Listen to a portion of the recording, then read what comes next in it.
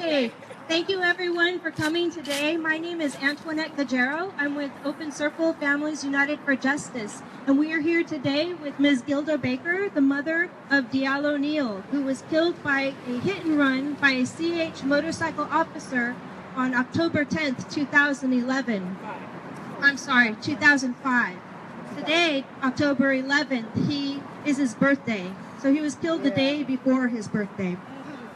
We have speaking today Ms. Baker. After that, we'll have Ms. Star Rowlands, who is Diallo's partner of 14 years.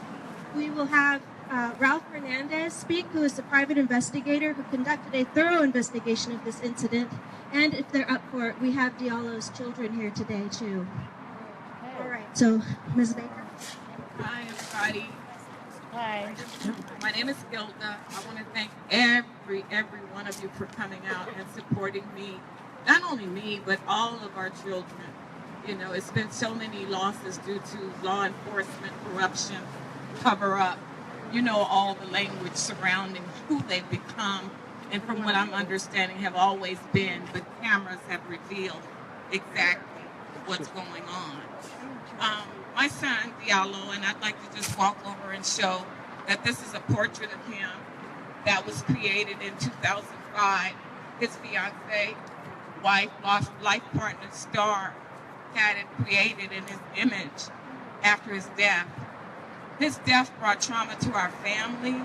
Diallo left my home riding his motorcycle. He loved vehicles, whether it was a car, a motorcycle. Even as a kid, he loved riding bicycles. But he left my home on October 10th, 2005 to celebrate his birthday with his friend, who was also riding a motorcycle, a Harley. Well, in 2005, there were no cameras. People didn't have camera phones. If they did, they weren't prevalent. They weren't being used like they are today. So when someone came to my home, well, first of all, Highland Hospital called me to say that my son had been brought in trauma. Trauma has taken on a new meaning for me because I had no idea he had died already. So when I got to the hospital, they put us in a room, the family. Of course, I called everyone and we met up at the hospital.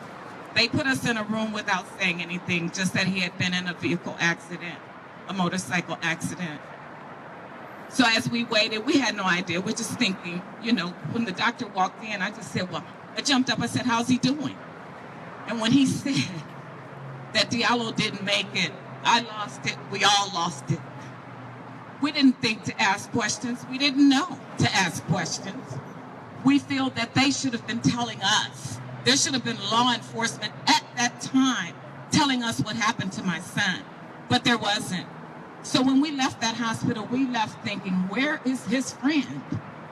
And that's what law enforcement started to do immediately, spin the investigation towards his friend.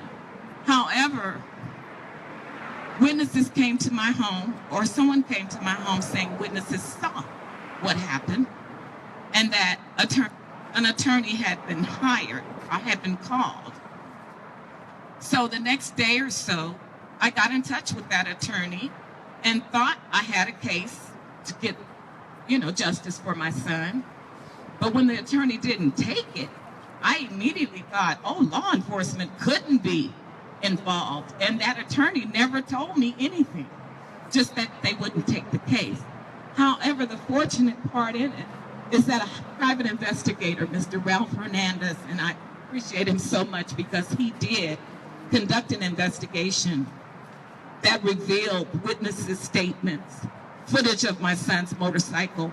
But because of the kind of trauma I was in, I had no idea what to do, who to do it with. And so I went away because law enforcement said they weren't involved. I came to this very office in 2005 and asked them what witnesses told me had happened. And when they told me they weren't involved, I believed them because I had no frame of reference to not believe them. I was raised to trust law enforcement.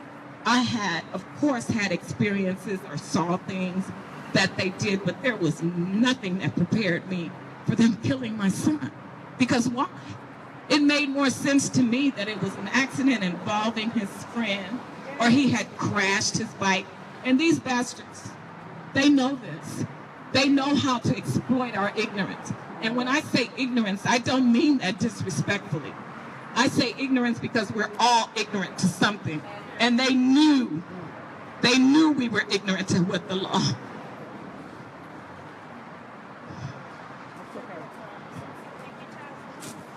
Can somebody take this for me?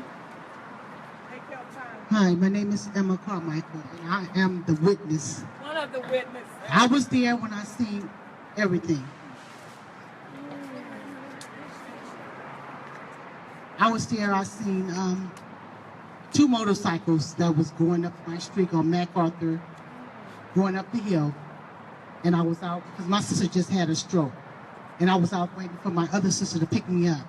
And so I said, I don't understand why this, and then I seen the highway patrol with the boots and stuff and the lights on the motorcycle, and I seen it all. I said, I don't know why he chased them like that down MacArthur. He was on his back wheel, like this is the back wheel, and his back wheel is right here, and it's a curve around like that. So I don't know exactly, but I ran up there as soon as that, but I say about 15 minutes later, her son was there.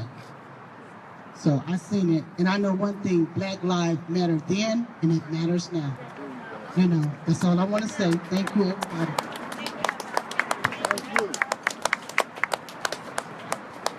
Let me just say that Emma, along with other witnesses, my son died on Coolidge and MacArthur, so that's a business district. There was an ice cream parlor, liquor store, other businesses in that area. A busy street. And so these are strangers to us. I'm sure to my son, I never met Emma before. I called her when I finally realized something was going on with what happened to my son, and filed a pro se claim, civil claim, ignored.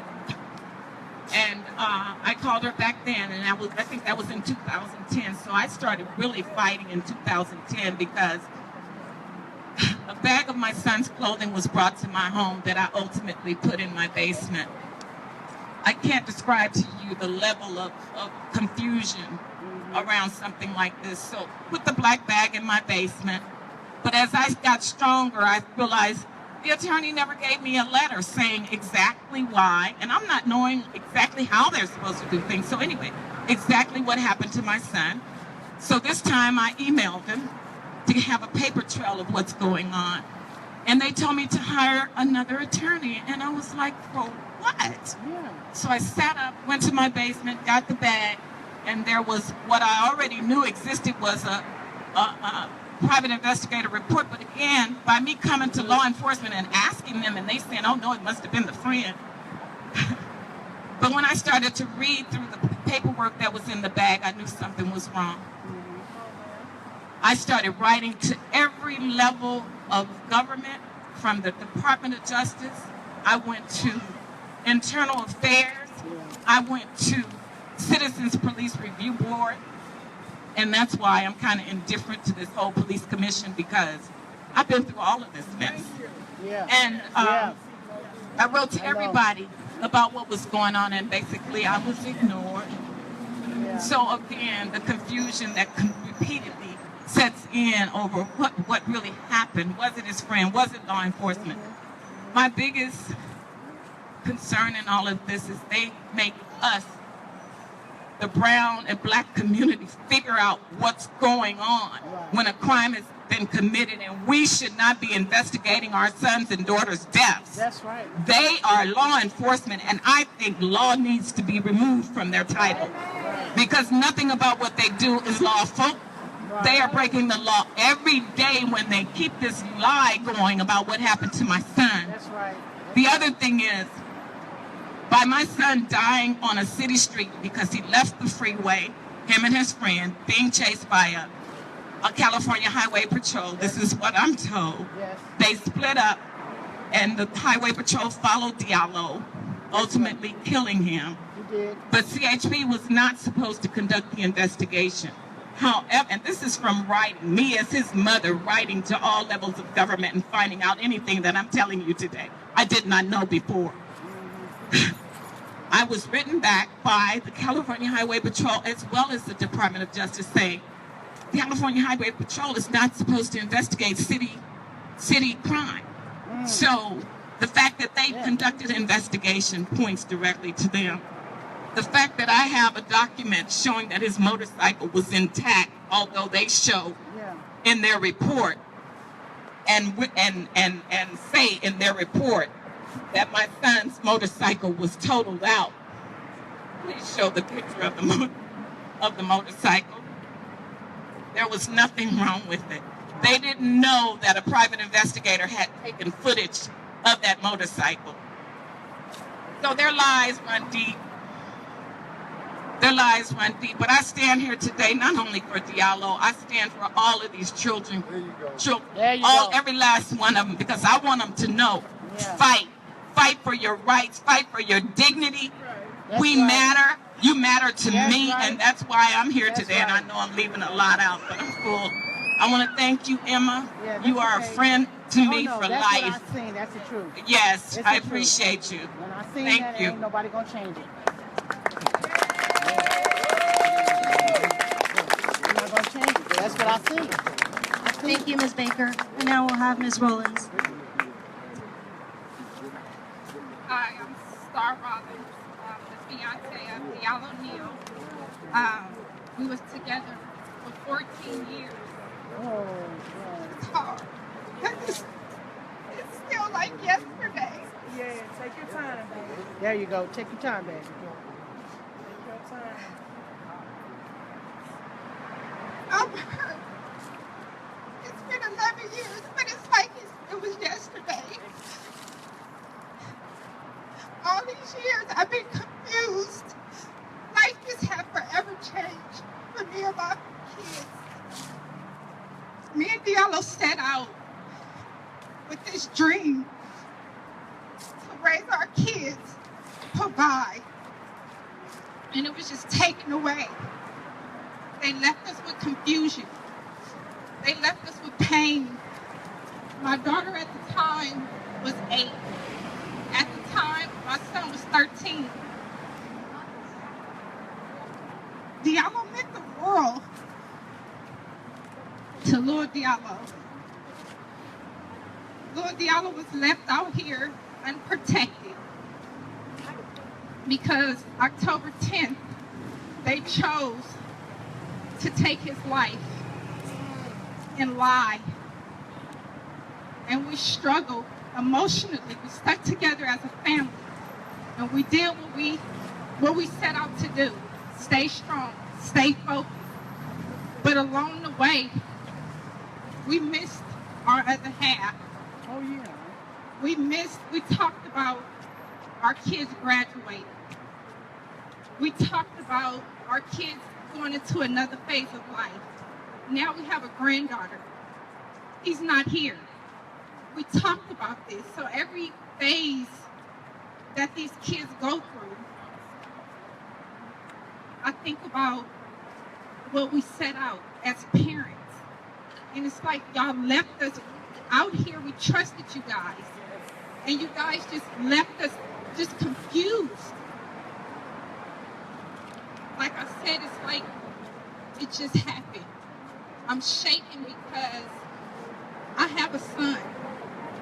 And I'm just, every day, I pray for him. Because it's like, if that can happen to his dad, what can happen to him?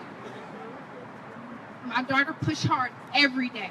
She's a 4.0 student in college, work. Oh, yeah. She pushed every day for her dad, Yes. every day. But she had her days. Her dad was big on education. Education was extremely important. She don't have that protector. She don't have that guider. That was just taken from her. I'm angry.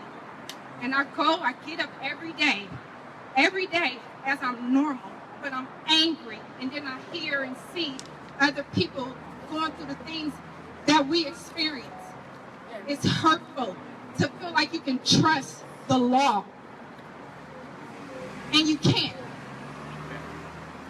It's okay. Take your time, baby. Take your time. What are we supposed to do? Where are we supposed to go? This is what we have to do. We can't get our family members back.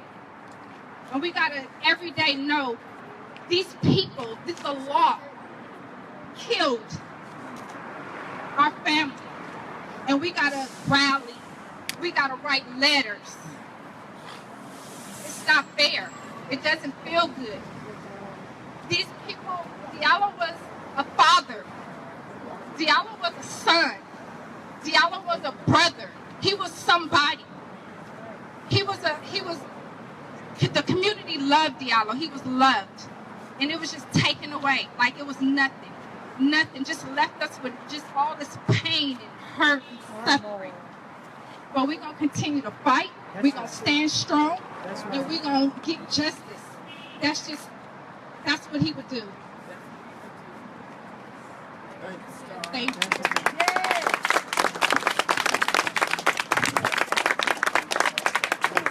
Thank you, Ms. Rollins. And now we'll hear from Mr. Ralph Hernandez. For those of you that don't know me, my name is Ralph Hernandez. I have my own private investigation business, and I've been doing this since January of 2004.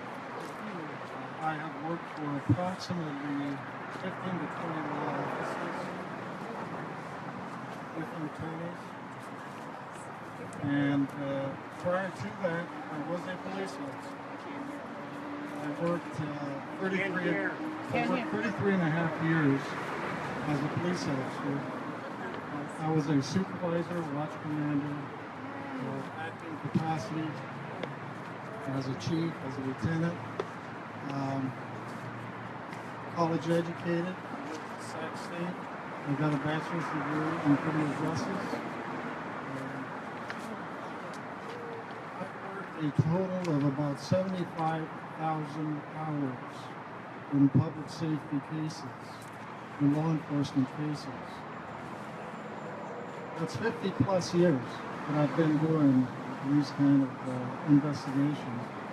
Now, I was hired by the John Burroughs Law Office to look into the case of Diallo Neal's untimely death.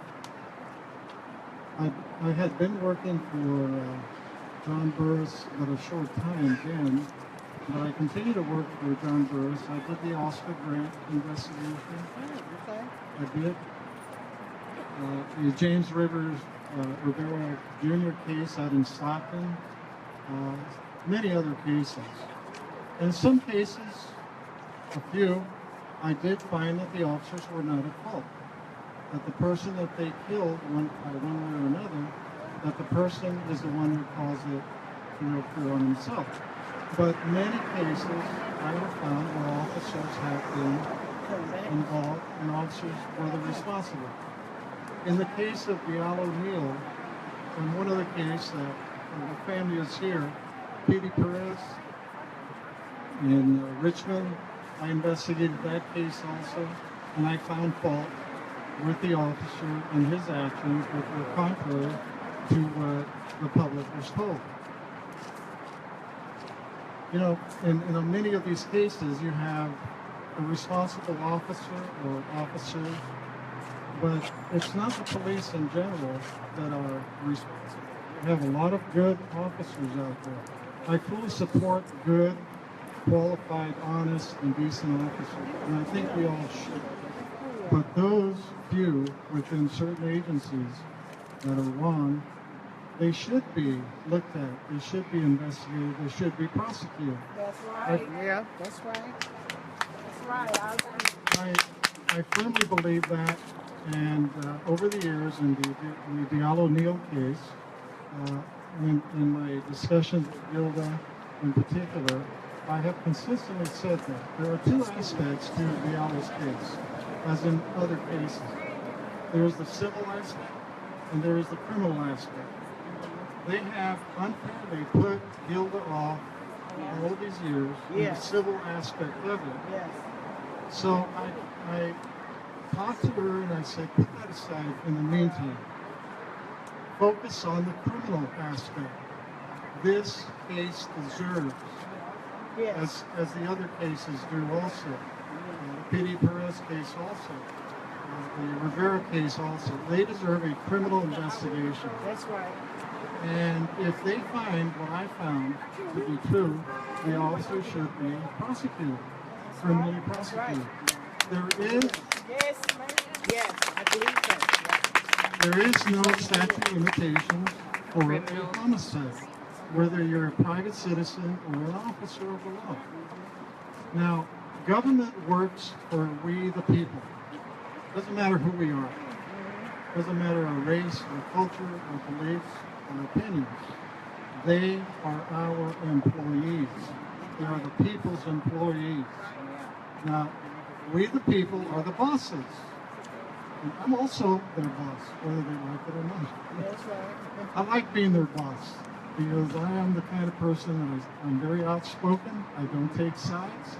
If an officer was justified, I say the officer was justified. If he was wrong, I say the officer was wrong. Getting back to it, some of the things that you need to do is you need to constantly be visual about these cases. You constantly have to go to all these agencies and stress that not only are you talking about civil liability, but you're talking in particular criminal liability. And they have a duty and responsibility to not put you off. Gilda's case, the Diallo Neal case, is horrendous. It's shameful. Yes, it The is. people should lose their jobs.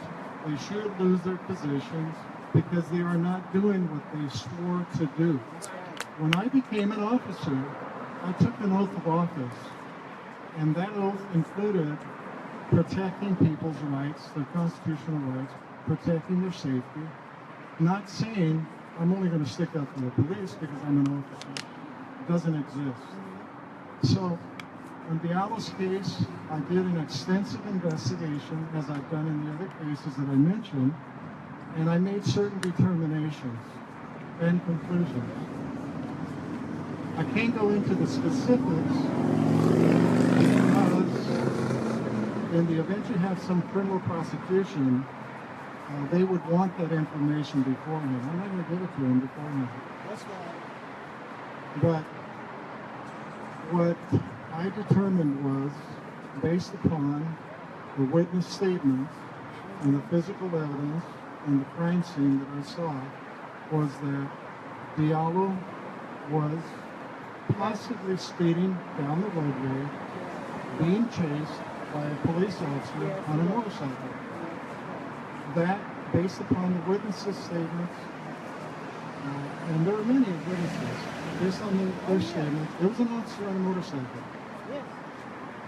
Based on what they told me, the officer and or his motorcycle made contact with Diallo's motorcycle, which caused him to deviate from the roadway and crash, and ultimately pass away. Now, the witnesses I spoke to were not all in a bunch. You know, we're all a bunch right here. But even as a bunch, when we see something happen, there will be certain things that will be different, that some of us will see and remember, and other things other people may say, well, wait a minute, that color was orange, that color was red. And you're going to have two differences. But they did see things. And there were certain things that the people saw and heard out there that are very consistent. Now, the people were not bunched up, the witnesses. You had people a quarter mile away, like Emma, you were out there. A quarter of a mile, saw them coming down the street, Diallo being chased by an officer on a motorcycle. You had another group that were about a quarter mile away in a small shopping center. They saw certain things. You had certain people across the street. Some waiting for the bus, some people in their residence. They saw certain things. And then you had a vehicle containing some witnesses who also saw the officer on the motorcycle flee the scene when Diallo was there already in his death throes. So, does this case warrant a proper and thorough and complete investigation? My answer is hell yes. Okay?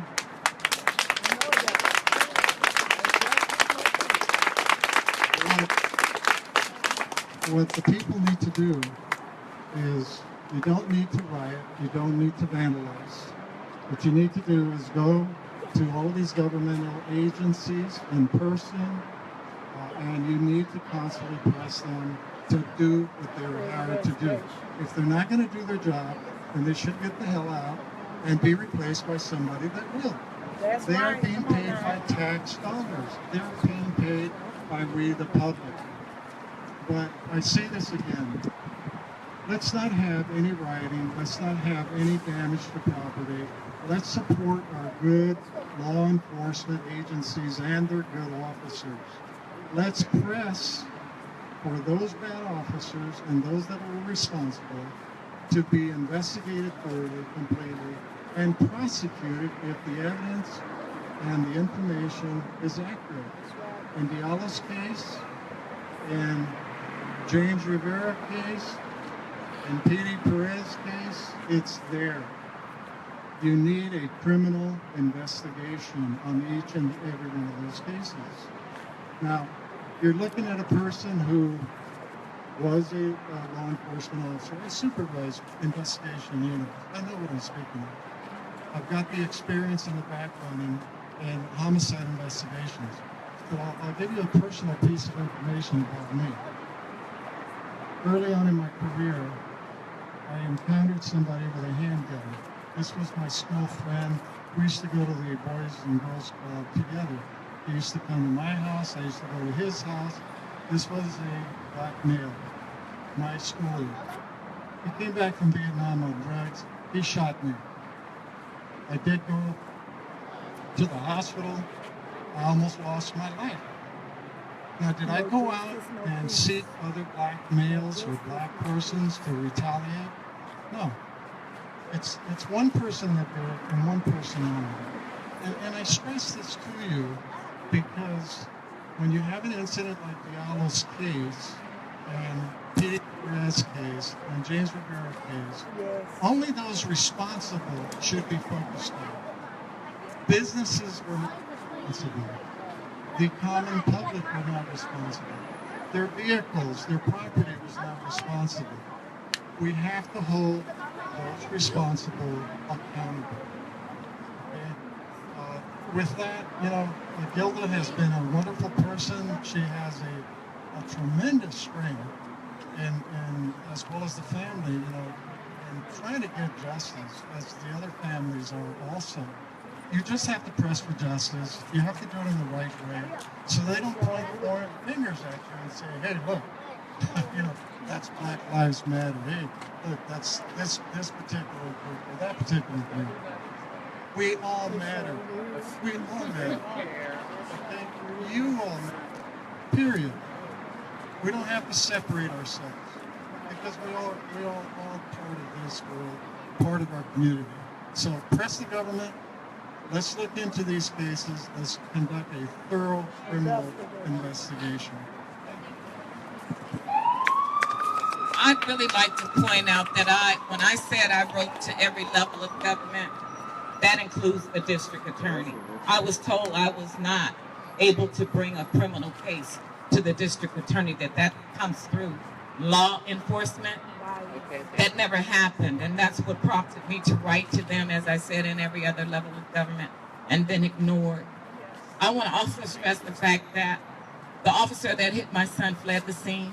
So there's a daily crime happening every single day that they keep perpetrating this lie. But I've written to everyone. I've gone to I went to the grand jury. Y'all, I've been writing, I've been begging. The light bulb came on for me at some point, and I said, people don't give a darn about you. But it took me years to realize it, because everything in my experience said law enforcement are the people you go to. Thank you, Gilda. As we can see, law enforcement and the justice system have both failed Diallo Neal in life and death. There is no statute of limitations on murder. And it is important to note that it's not just the officer who struck Diallo's motorcycle and killed him that is responsible. It is all those, whether it is legal entities, or individuals. It is all those who cover up and continue to cover up this crime. Yes. We need to hold them all accountable. All of them, not some, but all. Therefore, we demand that CHP accept responsibility for their role in causing the death of Diallo Neal. We demand that that they release the name of the officer who killed Diallo, and that they hold this murderer accountable for his crime. Additionally, I think it is very important that we hold these other agencies accountable. Today is just the first of many actions. Today we wish to bring public awareness to what's going on, to this cover-up of the death of Diallo Neal. Rest assured, we will be writing more letters. We will be filing court orders. We will do whatever it takes to get justice for Diallo Neal. Yes. And if we don't get it, what do we do? Shut it down. That's right. So Shut it we'll take to the steps of CHP. We'll take to the steps of City Hall, of Oakland Police Department. We will do whatever it takes to get justice for Diallo Neal. Say his name with me, Diallo Neal. Diallo Neal. Thank you. This concludes the press conference segment of today's event. We have numerous families who've also been directly impacted by police misconduct, who've lost their loved ones, whose loved ones have been maimed by police canine. So please stay with us as they tell their stories in the rally segment of our event today. Thank you for coming.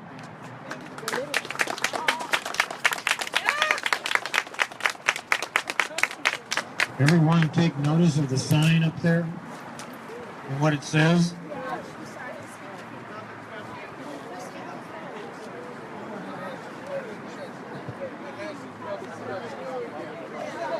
Enhancing public trust every day? Yeah, that is debatable. All right, and to kick off our rally, we would like to invite Dion Smith, who is the mother of James Earl Rivera. Dion.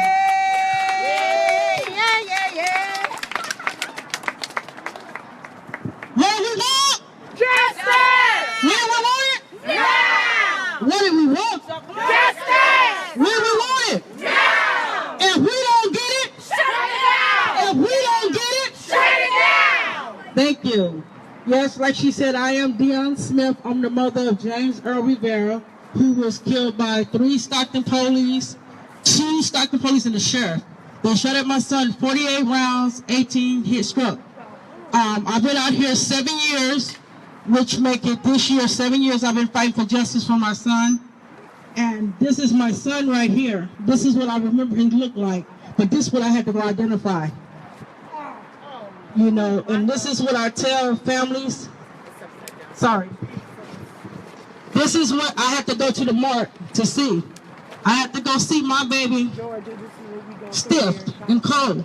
So you tell us the 16 years old, he died a day before his 17th birthday. And you want us to shut up? You want us to go to sleep? You want to pretend he didn't exist? He was a person. He was my son. I carried him 9 months. I heard his first heartbeat. For someone to tell me to get over it. How did you tell someone to get over it?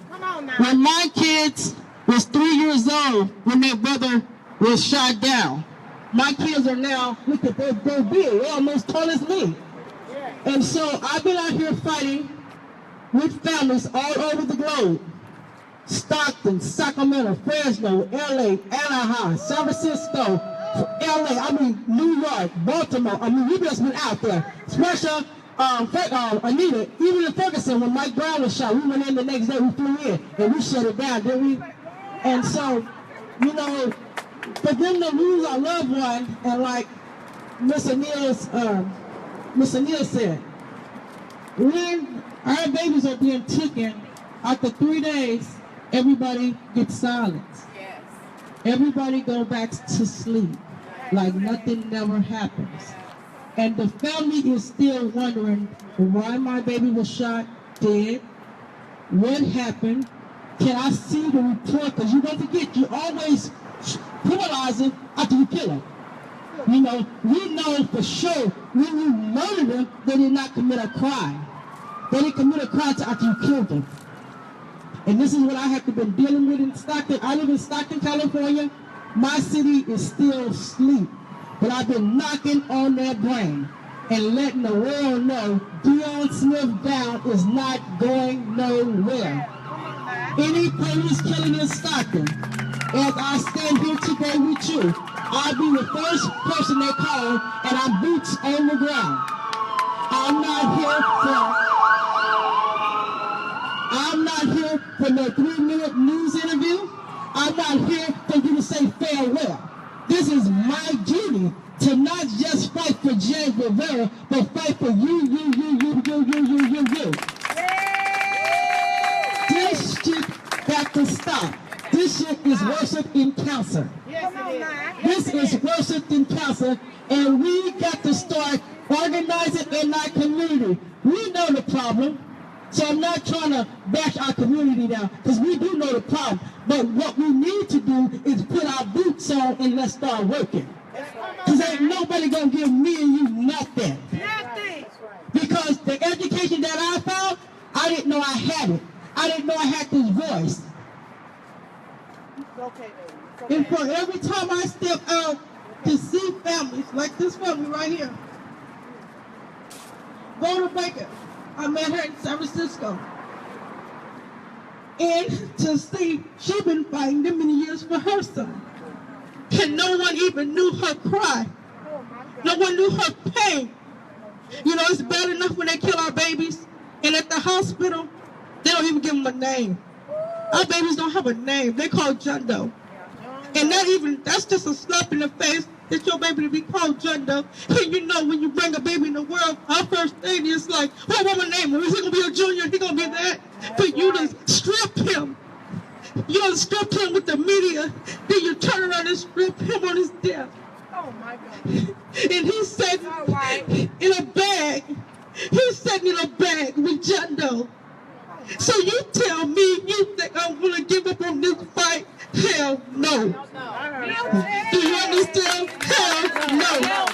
I'm gonna continue to fight, and I'm gonna continue to stand. And I want to thank y'all for coming out here supporting us. We are the voices that no one underheard, but we are fighters, boots on the ground. When we ain't going nowhere, like I said, if we don't get it, we're going to shut it down. If we don't get it, we're going to shut it down. If we don't get it, no justice, no peace. No justice, no peace. No justice, no peace. And thank y'all. And also, I want to thank you as well, sir. Yes. Because you gave me that spark when you came out for James Rivera, and I have not went back. Because I didn't know that I had a voice, but I got it now. That's right. Thank you.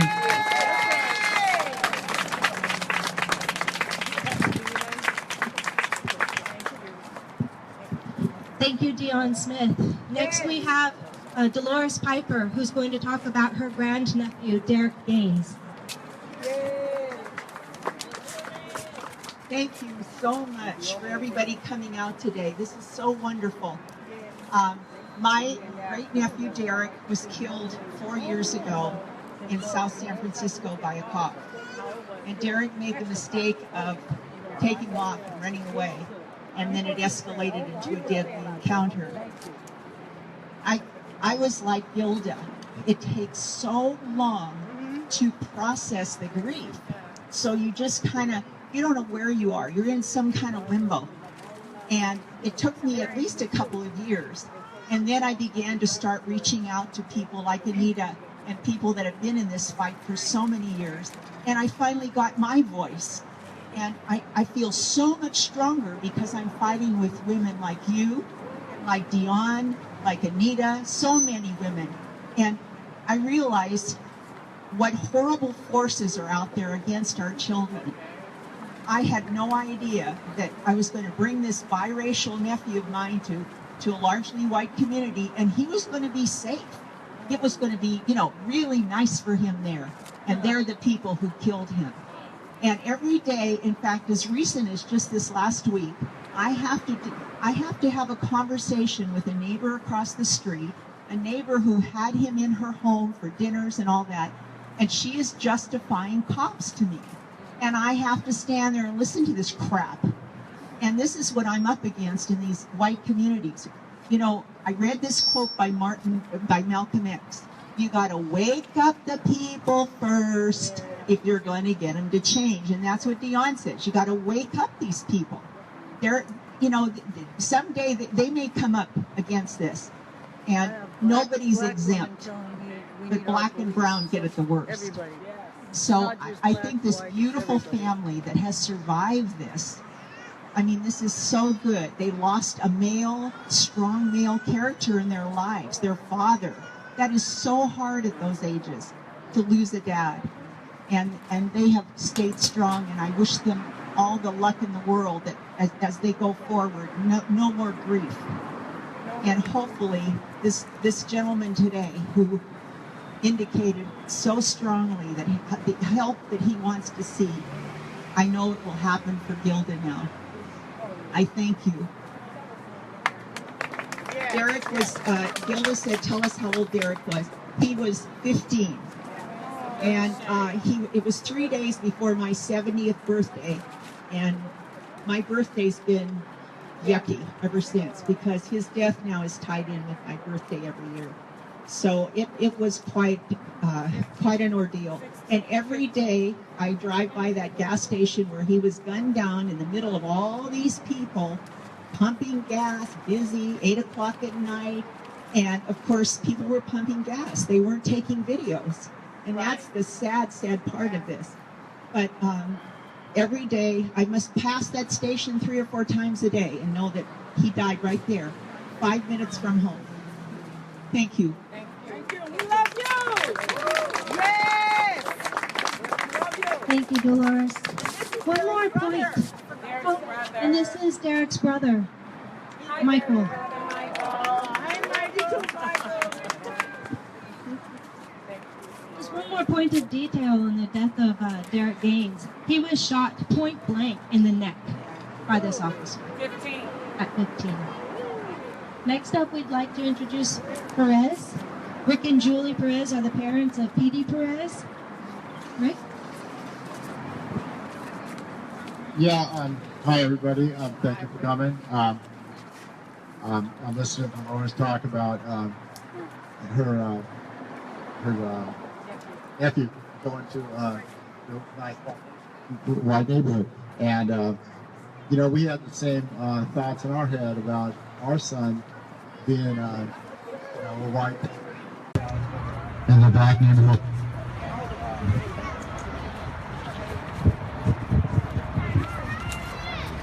So he, you know, we always told him, you know, watch out what you say to people. You don't know who's packing down there. We're thinking of the thugs in the neighborhood.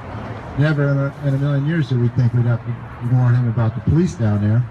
And, you know, and we all have that common story here about the police misrepresenting the facts and making themselves look, you know, real good, and demonizing our, you know, my son and everyone else. All the things they said on the day they shot my son to the newspaper all proved to be wrong. Every one of our witnesses were consistent saying that my son did not do what the officer said.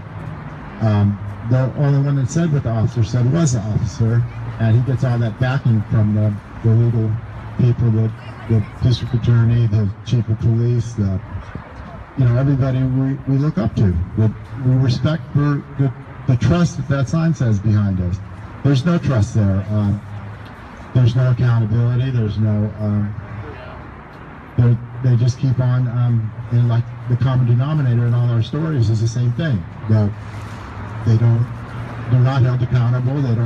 They do what they do because all they have to do is say they feared for their life, and it's justified.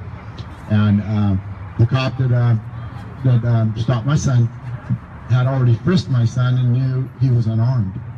And to do what he did, even his fellow officers come up and talk to me about it, saying how he shouldn't have done that. He was a loose cannon, and if anyone was going going to put a blemish on the city of Richmond's record, it was going to be him. They all knew this. He was recommended for non-hire 3 different times. He's sent back to the academy several times, like 4 or 5 times. And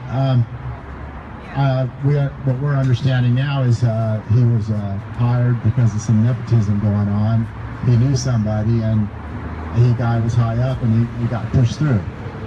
So now we have they changed the chief of police. We think Chris Magnus, the chief at the time, got out of town because he knew things were wrong, and the city hails him as a good chief and stuff, and nobody wants to own up to these these lies. And like I said, we all have the same common denominator. The cops just keep on saying the same kind of lies. So, Same lie.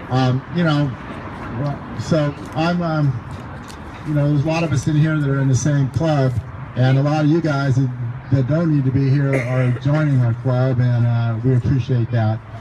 It's a horrible way to meet all these people, but all these people are lovely, and I appreciate all you guys' support, and we got to change the way these police are, hold them accountable, and so we can trust them. We know there's good ones, and they know there's bad ones, so we need to, there doesn't need to be no bad ones. We all... Get them out. Yeah, like I was saying about my son, everything they said about him, it didn't add up to his character. We knew that. And then now we're here talking about the police. Everything, all of us have the same story. Everything we say, we don't want to believe that, but it's the truth. They keep on covering up and misleading us and not owning up to what there should be. So, I could talk forever, and I always do, so I'll let it go. Thank you. All right, next we're going to have Cindy Mitchell, the sister of Mario Romero. Good evening, everybody.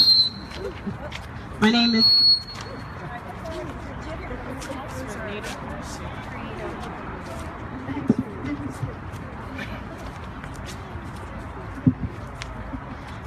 My name is Cindy Mitchell. I'm the sister of Mario Romero. My brother, he was murdered by Vallejo police on September 2nd, 2012. He was unarmed, he was unwanted, but he was murdered. He was murdered by Vallejo police. He was fired at 40 times. He was shot 30 times. He was murdered in front of his home. Police created a lie. They created an altercation that never happened. They created a scenario to try to justify him. It's the same story that you repeatedly hear when it comes to someone being murdered by police. They demonize you. They try to make it seem like you were a bad person and that they removed the monster off the street. It's the police who get the last say-so. My brother